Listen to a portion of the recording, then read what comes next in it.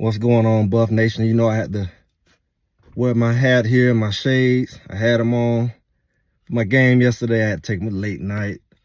Let me take these shades off here. I'm gonna leave my hat on though. See who I'm rocking with.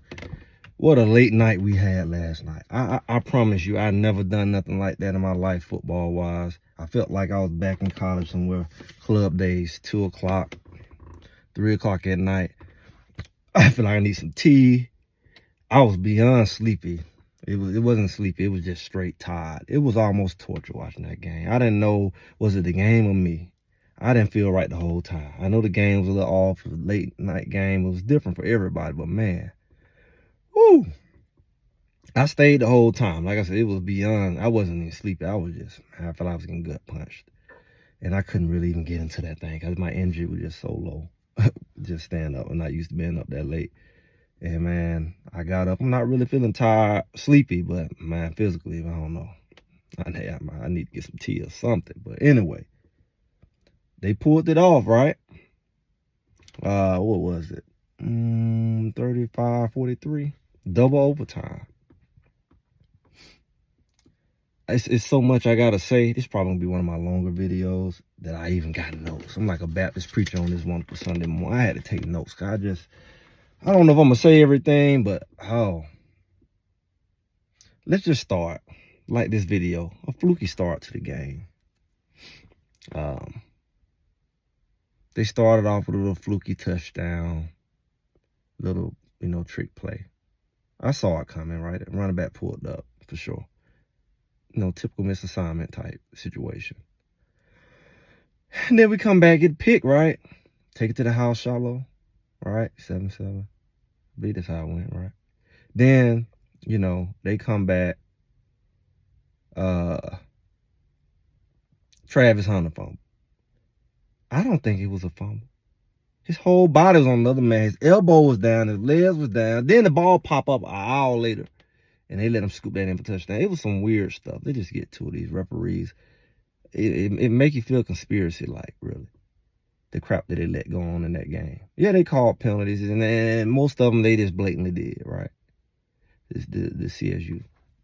I feel like that interception was an interception. I didn't see no ball pop up. I seen the man fall on his back with the ball on his chest. The guy dumped down and pull it off his chest.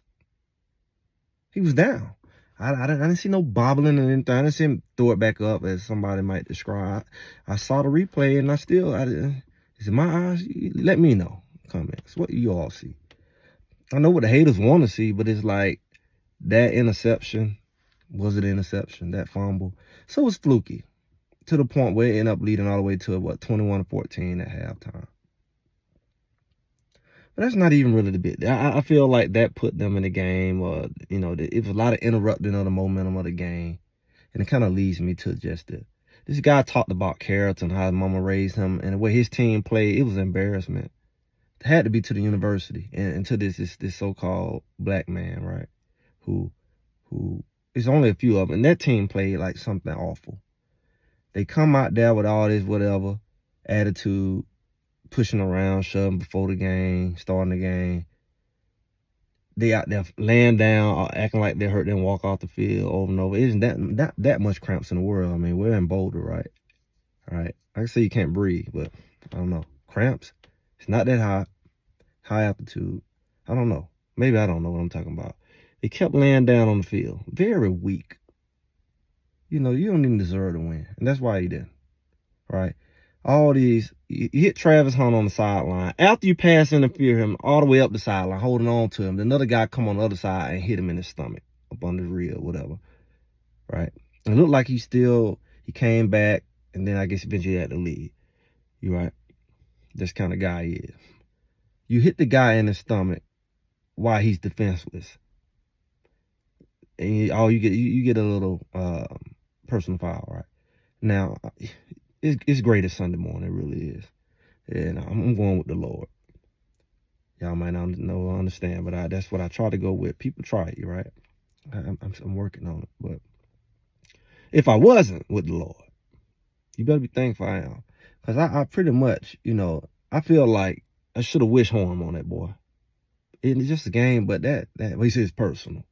You go and hit a guy like that, you almost like you gonna reap what you sow for sure.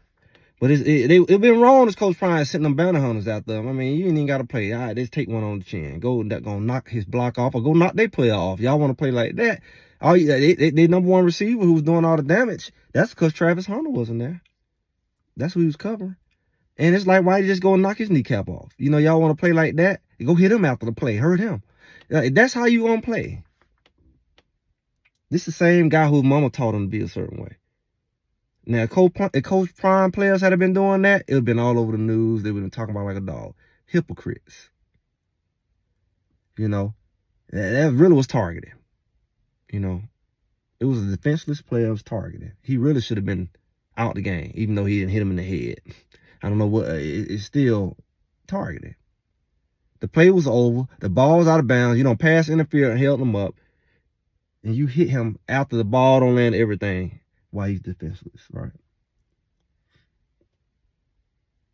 Very low caliber. And you know, I talked about how he spotlighted himself with this game. I think he spotlighted a lot of stuff about his character, you know. I'm just gonna be real. And at the same time, with all the aggression of this person, I don't feel like CU translated that well into their aggression. The other team came with aggression. I saw a lot of mouthing off, but I didn't really see a lot of big hits. Make them pay for it. Even on the running games, like you reaching for him. Put your body on him. Hit him in his mouth. I didn't feel like you want to bring the pain. So I didn't feel like it really translated other than a lot of bars. I don't believe in all that barking. You on the field, you get to hit them for free. As long as you're within the rules. And even that, they was hitting after the rules. I mean, I didn't really see the translation of aggression as I felt for the situation, especially after all they did before the game, all the talking, then them hitting that Travis Hunter. Somebody should have got hurt. I'm just sorry. Within the rules, outside the rules. Lord, forgive me. This football stuff, right? But I can't say big play Shiloh didn't show up. Them JSU boys, period, showed up. Cameron Silman Craig got another pick, right? Another one. And like I heard somebody say, the defense showed up when they needed to. When they were needed. They did it multiple times. They showed up. And they made the plays, even to the very end. Shiloh is an example of that. He had a pick six. He had a forced fumble. It didn't turn into a touchdown, but hey, it was a good game for him. I don't know how many tackles he had. He's been leading tackles pretty much every week. He's been leading the team. I know he was making tackles. It's a lot of unsung heroes, right? Defensive line made some key stops. I know, Leonard Payne blocked the punt. I know Manil made a couple big tackles. Who was it? Austin, 49, knocked down the ball. They made plays. They did. You take away the fluky stuff, and oh my God, all those little drag routes. That was your time to knock their receiver out the game. You know it's coming. Just have somebody waiting on the other side, and just go ahead and take his legs out, or just knock his block off. Cause they was doing these little drag on these routes, right? It wasn't nothing big. He didn't really do anything until late in the game against Poe Breedlove. Breedlove been catching so much. People who really know the team, they be talking about he be getting cooked. Breedlove number 10. That's who he was really working on after Travis Hunter was out. And I saw Stoudemire over there on the sideline, 23, and I was wondering why. I guess he was hurt from what I just heard, because I saw him with a towel around that it looked like he had a shoulder pads on. And that was a key guy that's definitely needed. He's one of the reserve and a good cornerback. So it was a lot of things going on behind the scenes. You know, it was a couple players that were hurt, and the starting center was hurt. They didn't really want to have to rush him back. Feel like they probably wouldn't need him. Stoudemire didn't play. Of course, Slusher is another safety who started the first game. He's out for I don't know how long.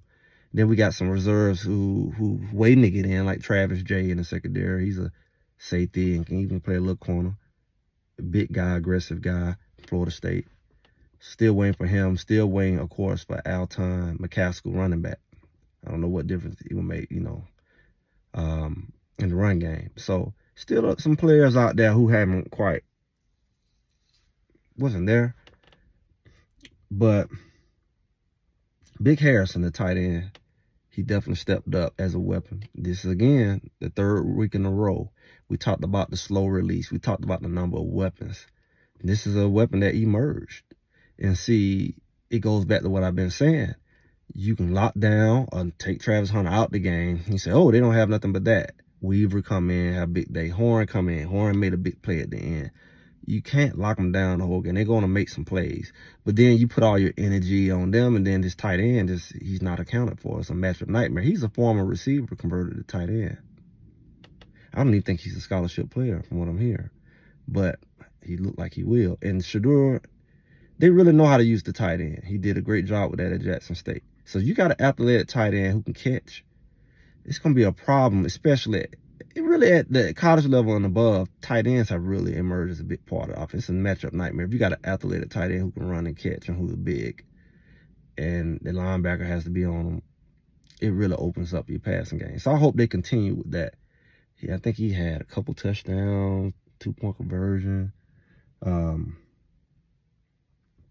Exceptional, which leads to Shedeur.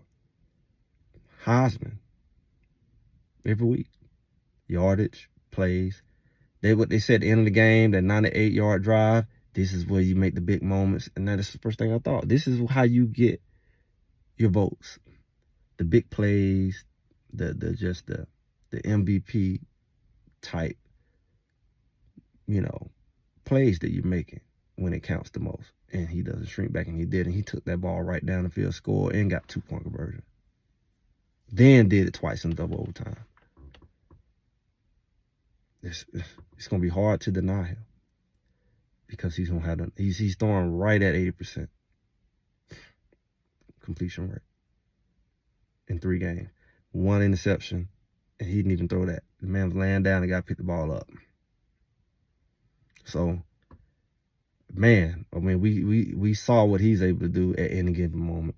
And they say he stopped him the whole game. You really look at the first half, he really wasn't on the field. They didn't have the ball. And that comes with all the fluky plays, fumbles and, weird stuff. And CSU, they kind of like use a lot of the clock. So we're looking at what he did second half. That's really what it is. And that's where his numbers really came from. And he did it when it counted most. That was the difference. That's what's supposed to be the difference. You say, oh, that's all you have. Well, I mean, that's like you saying all the Patriots had was Tom Brady. Or that's like you saying all USC has is, just slipped my mind, Caleb. Really, Caleb Williams? You take him out, that team is good. They still have the talent, but who's going to get them the ball? So you can say that, unless you don't know sports, you can say that excuse about taking away key players. That's any team, you take away their key players. That's what makes a team good, is your key players. That's what makes a team good. When I got to the end of that game, and they got that overtime, I said, it's a wrap. Because I instantly thought about Celebration Bowl. I was there. See, Shedeur is proven in that moment. They had a little rookie quarterback in there for CSU. I knew it. You can go to my Twitter. Greg said it. You can go to my community. Greg said it right here on YouTube. I posted it and I said, the momentum and the experience goes to CU, period. That's when you know sports, and that's when you know the players. I knew that the momentum of that game and the way, they was trying to play hurt and tired of crap or whatever, they was tired. And the way the offense was moving and the way he's been woken up now. He's moving and he's eager and he's hungry. I knew that was a wrap. And then I knew that he know how to manage those overtimes, and he know what to do. And he's going to do it because he said he couldn't stomach that. And he's been there. He knows he has to give his all. No holding back. And he did. And that experience, I knew it was going to be the difference between those two quarterbacks. There's no way he was going to go head-to-head with Shedeur on the equal slate overtime. He wasn't going to outscore him. And, of course, the defense stepped up, and they had some penalties and all that, which they had the whole game, CSU. And they can try to act like they was the victim, but they did a lot of dumb stuff. You know, the guy trying to pick, 14 doing a pick. Like he playing basketball. Who does that? And then do a crackback, legal crackback. Like he out there with LeBron James. And I'm like, what? You picking people in football? They was doing some weird stuff. That's what got him beat too. Those penalties, you look at, talk about a dirty play. Kamari, after he done laid down 4 or 5 times, he come in, face mask should do a penalty. Put his helmet sideways, then go and turn around, hit him after the plate, and then drive him to the turf. And then they look dumb like he out while he's out the game. He hit him in the head, then drive him to the turf. You talk about dirty. And they really deserve to lose. And I'm hearing people say the game should have been over. Well, the game could have been over a lot of ways. If CU didn't have the field goal block, the Shank field goal, that would have been the difference as well. That when it went overtime. But also, they say that little Coach Norville, he went for the punt at the end of the game, which gave CU that last drive. He should have went for 2. He should have went at 4th and 2. He ain't got it in him. They were struggling. Their momentum was gone. Look at the game. It's not like they was moving the ball. That's why they was punting in the first place. Their run game was a wrap. Their passing game was a wrap. He couldn't stomach taking that risk and giving them the ball in their territory and stomach the loss that way. So I guess he did what he had to do. He banked on the fact his defense was going to stop Shador again. And they kicked the ball at the 2-yard line. What else could you expect? I guess that was the best move. But in retrospect, you say, hey, he should have went for it. He was so cocky, and so he should have been aggressive. He couldn't stomach that. Just like in overtime, the second one, they went for 2 instead of 1. And you could say, well, darn, that was risky because the other team just went down and scored in the first overtime. So how you know? How you know they're not going to do it again? And then you go for 2 and miss, and they kick a field goal and win. You got to be about what you say. You got to put your money where your mouth is. You got to have the confidence in your players, and you got to execute. And they got out-coached. And they got really outplayed, Errors and all that on CU doesn't mean that CSU outplayed them. Very fluky, very streaky game. Pesky game. Players missing. Dirty play. Some questionable calls. Help them hang around. Mistakes, But what I can say about this game as we close this out here, and I'm not going to get into the Travis Hunt thing. I'm going to do a separate video for that. Because I didn't want to talk about it, but I'm going to go ahead. So check that out. This game, to me, while everybody's talking about, oh, they barely beat CU. Matter of fact, look at most of the games yesterday. They say all the top-ranked teams struggle with unranked games. It happens, right? Especially rivalry and all the other stuff I just mentioned. But they won. And if you really look at the game, it gave them opportunity to go against some high-quality receivers. They didn't have a whole bunch, but number 14, everybody kept saying before and after the game, he's NFL bound. So you got a chance to see what that looks like, speed and talent. That's good going into Oregon and USC because that's the kind of receivers you go. Fast, and so it gives you something to compare and how to adjust to it. Number 4, he was quick and all that, and he was a good number 2 receiver. The quarterback was accurate, so they gave you a good look. Let's be real. They gave you a good look. They didn't give you a little lay-down game and you have to go and play competition. It really gave them a good measurement for what they need to do next week. So, yeah, Oregon has film, but it gives them an idea to get some mistakes fixed and some personnel, whatever, especially with Travis out. They got a chance to make the adjustments, right? So that's a good thing. It's also a good thing that they got a chance to have a little dogfight and have to come from behind. And like I said, you can't, knock a challenge against an NFL talent. It's not like it was a little, yeah, they're not Power 5, but they had some NFL talent. They say Kamara is NFL talent, who's doing all the dirty stuff at the end of the game. And he played it. And so it's good to go against that so you can make the adjustments. It's not like you did against somebody who's not good. So it really prepares them for these next up-and-coming games. I think I made it through my little list. But this video is a little longer than normal. I have a lot to say. If you didn't watch the game, you probably want to, go back and check out some highlights. I know it was a late game in like 2:30. Like I said, my voice is still like little. But let me know what you think if you watch the game or when you watch the game. Go ahead, like, comment, subscribe, hit the bell notification. Got more stuff coming. Greg said it, and I'll talk to you all soon.